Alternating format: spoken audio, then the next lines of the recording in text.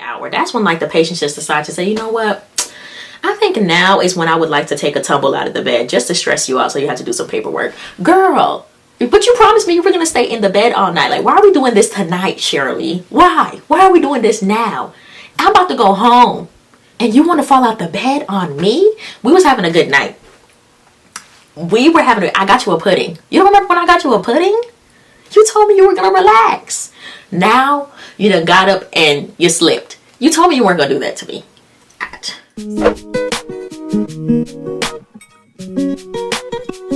Hello my loves and welcome back to my channel. It's Cass. Today we're going to be doing a video that is honestly long overdue, but now that I'm a seasoned 4-year, almost 4 year, actually no, 4 years this month, baby, on the 31st of October, I feel like I can really give y'all this video, especially since I've done a travel assignment. So now I have 2 hospital systems under my belt.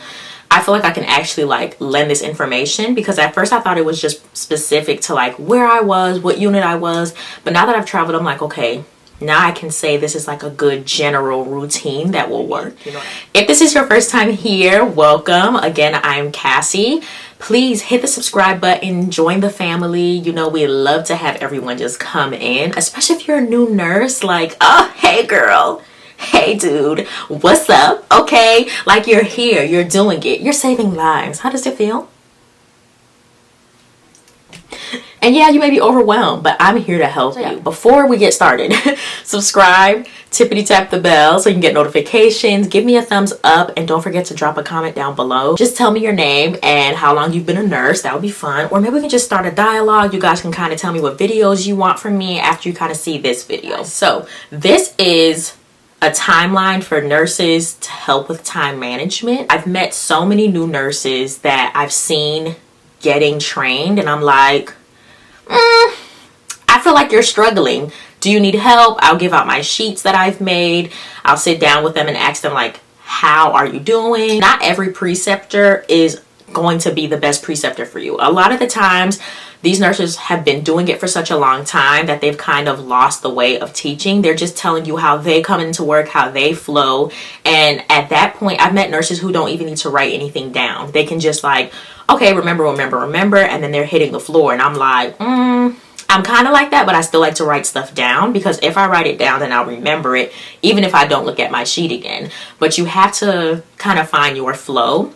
So my favorite question to ask a new nurse is, what do you do when you first get to work, right? A lot of the times I see new nurses that are getting trained, and I'm sitting down looking through my charting, and they're literally already at the med machine. They're already, you know, running around, they're grabbing this, they're grabbing that, and I'm like, what is going on? Like, what are you doing? Because I haven't started doing anything yet. How are you already hitting the floor? So I love to ask new nurses, like, what are you doing when you first get to work? After you get report, what is the next thing that you do? Now I'm going to just tell you what I do, and I have it all written down because one of my best friends, actually, she is a new nurse right now, and she called me. She was like, Cass, I'm struggling. This is overwhelming. And I just feel like my preceptor is just flying, and I'm just flying behind him and just seeing his routine, but I don't really feel like I'm getting a routine for myself, and I need help. Like, what do you do? So I literally wrote the longest note to her. Like, I went into my notes app and I made a chart. I made a whole thing. So that's what I'm going to read off to you guys today. I'm going to show you guys some good sheets. I originally started with Epic charting system, but I just came back from a hospital in California that used Cerner. So now that I have both, I can kind of, you know, help out with that. But I'm an Epic girl. I love Epic. I love that charting system. So I have some tips and tricks for that. I also have a specific assessment sheet that I use that I made for Epic. So I'll also include that. I'll try to figure out how I can get it all on a Google Drive for you guys, okay? When I first start a shift, so I'll get report, you'll see me reading. I'm gonna write down what I need and what sounds important to me. You're not gonna be able to remember everything, so you have to use some type of shorthand when you can. And a good example of this is, so I started on an orthopedic floor. Eventually I got to the point where I wouldn't even need to write anything down, because you start to know the routine. You know what I mean? Somebody says, oh, they have a history of obstructive sleep apnea. Oh, are they on telly? Okay, yeah, sure. Blah, blah, blah. You know, you kind of get the routine of your floor. So if I'm hearing like, okay, they came in for this surgery, they're this old, blah, blah, blah, I'm already thinking ahead. Things that I would write down is, okay, they're NPO because they're getting surgery. Like, they actually came in from the ED, they haven't gotten surgery yet. So I'm looking out to hear, oh, are they NPO? I'll write that down so I can transfer onto my big sheet. Or, you know, this person is on fluid restrictions. You want to keep that in mind, because I'm quick to be like, hey, you want a pitcher of water? Like, next thing you know, you're over your, I don't want to do that to you. You know what I mean? I would hate to put you in that predicament. Or if they have an NG tube, I want to write that down, because I want to make sure that I'm jotting down all of the output throughout the night, and I'm making sure that I'm reminding myself, like, hey, you need to chart your output in the chart tonight. Like, make sure that happens. So just little things that'll stick out to you that you know you won't remember, because sometimes you'll get the overall picture, like, okay, they came in for a total knee, I know that they need this, this, and this, but here are the extra things. They need to be NPO, they have an NG tube, they're a 2-person assist, this person had a fall today. Like, stuff like that is very important, and you want to make sure you remember that in your noggin, because if they had a fall, I'm like, okay, is your bed alarm on? Let's get that rolling. And I'm like reiterating to the patient, let's not get up today. Make sure you hit the call light. Call, don't fall, baby. Okay? So once I finish getting rapport on all of my patients, the first thing I like to do is sit down and write down my meds all the way from 8 p.m. to 6 in the morning. All of them. Every single med that I had to give throughout the night, I like to write down. I do this so that I can visually see what's going on. This is also a great way to be able to kind of know your patient without getting into their chart yet sometimes, because sometimes you don't have time to get in their chart, especially if you're working a floor where you're getting the first admission, or somebody had an accident and you're helping clean up. Sometimes you don't have time to like really sit down and go through the chart.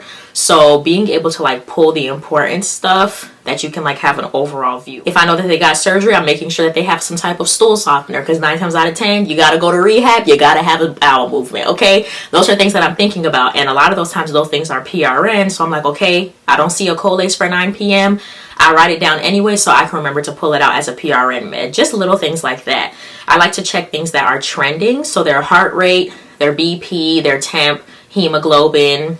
Potassium and mag are my 2 fave labs to look at too, as well as the hemoglobin.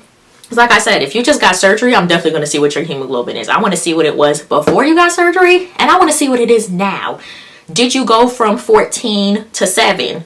Where's the active bleed? I want to look at your dressing now. I'm concerned. You know what I mean? Or maybe you just went down from 13 to 10. I'm not concerned about that. But I want to be able to know, because do you have a heparin? Do you have a Lovenox? Because then I'm not going to give it. If I see that you drop down that low, I'm asking questions. I'm like, okay, I need to know what's happening. Maybe this is like your norm. Do I need to be calling the doctor so we can get you a unit of blood? Like, maybe I just need to write him a note to like, hey, can we monitor this patient's hemoglobin? Make sure that they have a new lab ordered in the morning if they've dropped that low, especially because if it's like a one-night stay situation, sometimes the doctors won't have labs ordered in the morning because they already took both of the labs. They're like, okay, we're fine. The patient can get discharged in the morning. But if I see something like that, then I'm going to definitely be like, maybe we should order a little 4 a.m. lab just to make sure you're not really still going that low. You know what I mean? Because something else could be going on. If I see that you, in your med list, that you have some blood pressure medications, I'm going to check your BP and heart rate, because I definitely don't want to give you your blood pressure medication if you've been trending down. So when I check blood pressure, heart rate, any labs, anything, I literally see how you've been trending. I want to see how you were early this morning or when you first got admitted to now. Because if you're low now, but that's how you run, maybe I still will give you your medication, and then we'll monitor you, especially if you're still on fluids. We can still make that happen. But if I'm seeing that you're normally in the 140s and now you're 103 and you've been a 103 for like a couple of hours, I probably will not give you your medication until the next set of vitals, and we'll reassess you. And then, you know, if it's 10 p.m. and then you started going back up, you know what? I think I will give you your hydralazine, girl. Why not? We might as well. And then we can continue monitoring you.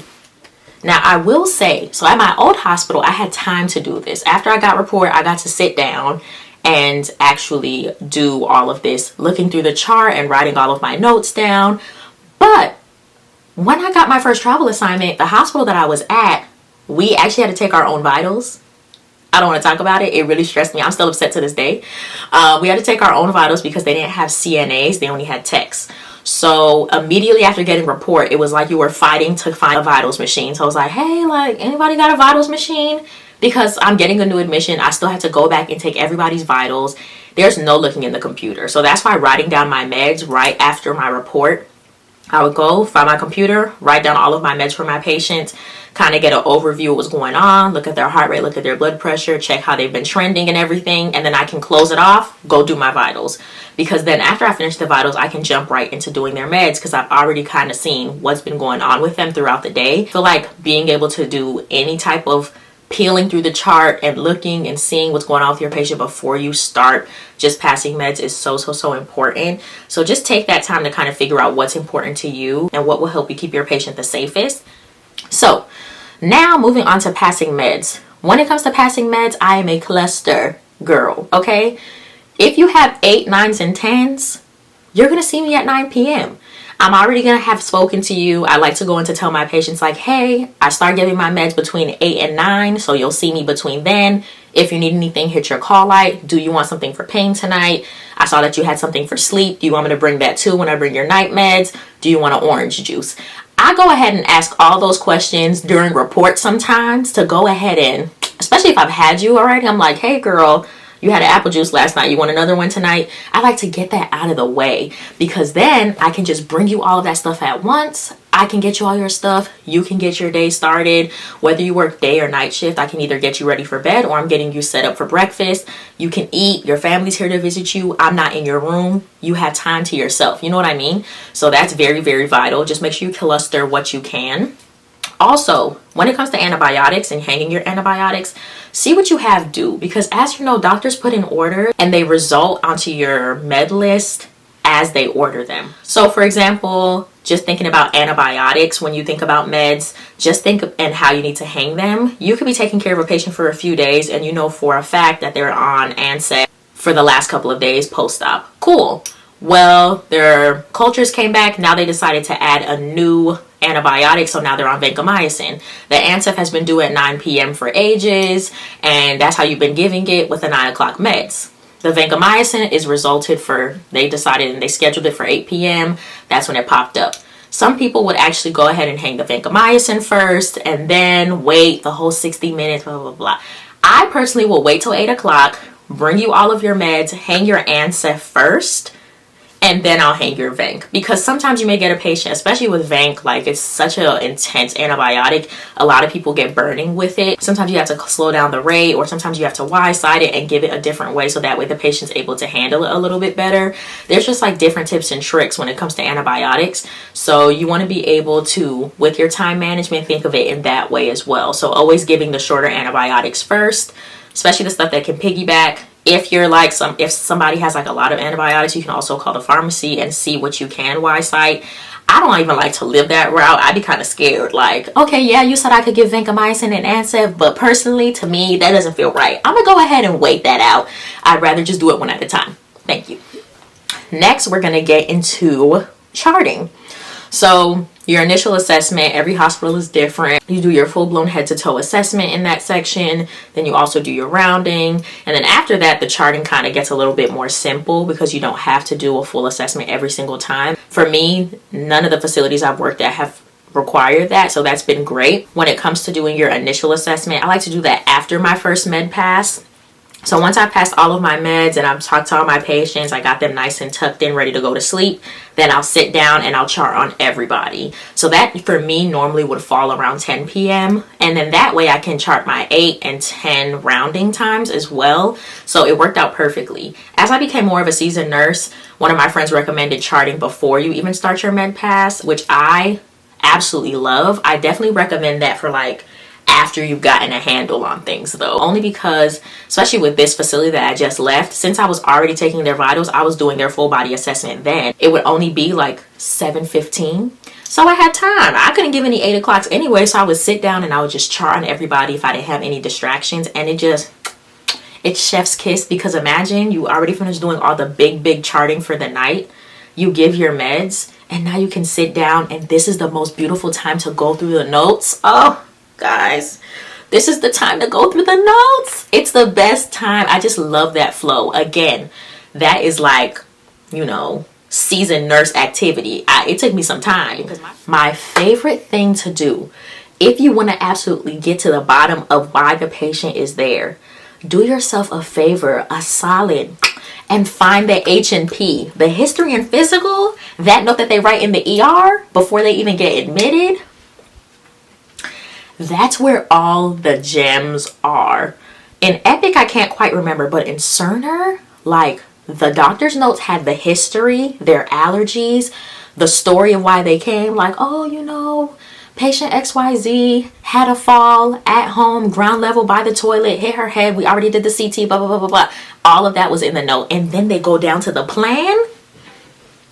The plan. Okay, it's a beautiful flow. If you're one of those people that's like, okay, you know what, I don't feel the need to write down my medications, I'm just gonna go through the med machine and pull everything, which I also don't recommend, because sometimes if the shift before you gave something a little bit too late, it'll still pull up for you to give, and then you go to scan it and it's like, oh, too close to, you know, previous admission time. And I'm like, what do you mean? And then you look and you see that they just gave it at 6 p.m. right before you got report, and you're like, wow, now I gotta retime this. So I also like to look for those things in the MAR, specifically with, like, you know, heparins and things like that. Once you start working and you learn your meds, you'll know what I'm talking about. But that's the perfect time to, like, again, writing down your meds and looking at what time they were administered, so you don't waste time. Because let me tell you something, having to go back into the med machine after you pulled everything, because and then you're in a line, like so many people already in front of you, and you just need to pull one thing.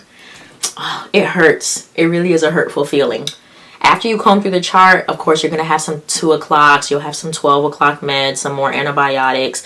That's the perfect time to pass your meds and go back and double check your charting. Like I said, finding that H&P is beautiful. Seeing if they've had any procedures. You know, this is all stuff that you kind of want to write down. And once you do that, you'll be good to go. I'm also going to show you guys how I create a small little mini report sheet, which all I do is I literally just use the H&P note, and I go through, I write the age, the name, the room, and I just write down what I can on a little sticky note, so that when it's time to give report, I can just pull out my sticky note and be like, okay, this is what the patient came in for. They had this CT done on this date. This is that and the third, a good little run through. And that way report isn't overwhelming. So I'll do that for you guys too. That may be a part 2. I think I'll do the charting in a part 2 for you guys. But I just kind of want to show you guys what a shift would look like. And then taking a break. Now I'm from Georgia, okay, and our breaks are not scheduled, they're not mandatory. You kind of just have to go with the flow, and if you find your break time for you. So as a night shift nurse, I love taking my lunch break between 12 a.m. 2 a.m. And I always take my break. I don't care how busy the night is. It has to be something detrimental, like I'm running a rapid, or, you know, one of my coworkers need me for an emergency. But when I can, during that time, I go and take a lunch break. Even if I'm not eating, it's just good to step away and take your 30 minutes. My preceptor told me you can get everything done if you're drained. Sometimes you just have to take a breather and go in again. I remember specifically when I was training with her, and I remember that quote because she just saw that I was like, okay, well, I still have to chart. I still have to do this. I still have to do that. She's just like, girl, you need to sit down somewhere and take a break, because it's never gonna stop. So whenever I know I need to, like, remember to chart something, I'll just write it on a sticky note, write down the little bullet points, go eat my lunch, and when I come back, I go in and I fill in all of my blanks. That's all you can do. It's necessary to take a break, because you cannot provide efficient, safe care if you're burnt out through a shift. You just cannot. You can't. All right, my last little note is for your last set of medications. So my favorite thing to do is to pass my 4 o'clock and 6 o'clock meds at 5. Love to do it. As soon as 5 o'clock comes, everybody knows Cass is up, because at 4:50 I was pulling all the meds I had to get out.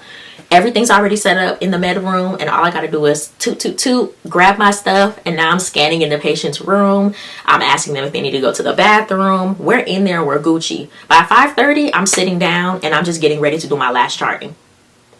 You have to, this is like, I'll never forget, again, my preceptor always told me, like, you just never know when something is gonna pop off. And between 5 and 6, we like to call that witching hour. That's when, like, the patients just decide to say, you know what, I think now is when I would like to take a tumble out of the bed just to stress you out, so you have to do some paperwork.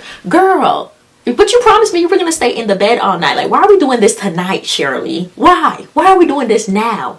I'm about to go home, and you want to fall out the bed on me? We was having a good night. I got you a pudding. You don't remember when I got you a pudding?